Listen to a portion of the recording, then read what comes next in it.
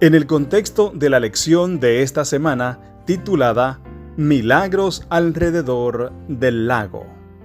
En esta ocasión, estudiaremos: ¿puedes oír un susurro por encima de un grito? Leamos Marcos el capítulo 5, versos del 1 al 20. ¿Qué podemos aprender acerca del gran conflicto y del poder de Jesús gracias a este asombroso relato? Marcos el capítulo 5, los versos del 1 al 20 dice: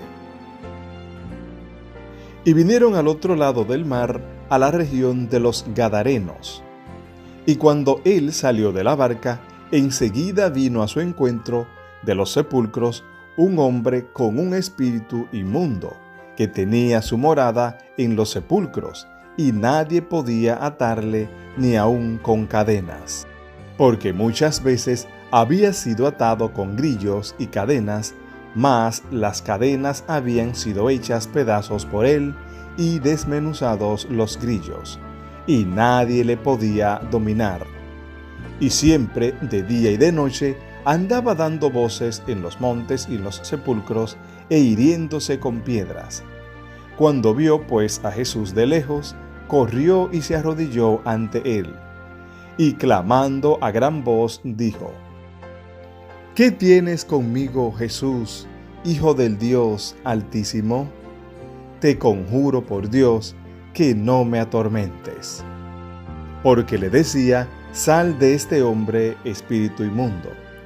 Y le preguntó: ¿cómo te llamas? Y respondió diciendo: Legión me llamo, porque somos muchos. Y le rogaba mucho que no los enviase fuera de aquella región. Estaba allí, cerca del monte, un gran hato de cerdos paciendo.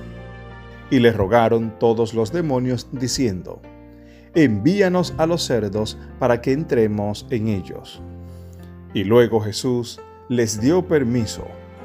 Y saliendo aquellos espíritus inmundos, entraron en los cerdos, los cuales eran como 2000. Y el hato se precipitó en el mar por un despeñadero, y en el mar se ahogaron. Y los que apacentaban los cerdos huyeron, y dieron aviso en la ciudad y en los campos. Y salieron a ver qué era aquello que había sucedido. Vienen a Jesús, y ven al que había sido atormentado del demonio y que había tenido la legión, sentado, vestido y en su juicio cabal, y tuvieron miedo. Y les contaron los que lo habían visto cómo le había acontecido al que había tenido el demonio y lo de los cerdos, y comenzaron a rogarle que se fuera de sus contornos. Al entrar él en la barca, el que había estado endemoniado le rogaba que le dejase estar con él. Mas Jesús no se lo permitió, sino que le dijo: vete a tu casa, a los tuyos, y cuéntales cuán grandes cosas el Señor ha hecho contigo, y cómo ha tenido misericordia de ti. Y se fue y comenzó a publicar en Decápolis cuán grandes cosas había hecho Jesús con él, y todos se maravillaban. Si la noche anterior sobre el lago fue inolvidable, el arribo al siguiente día, a donde estaban los Gadarenos, no fue menos impresionante.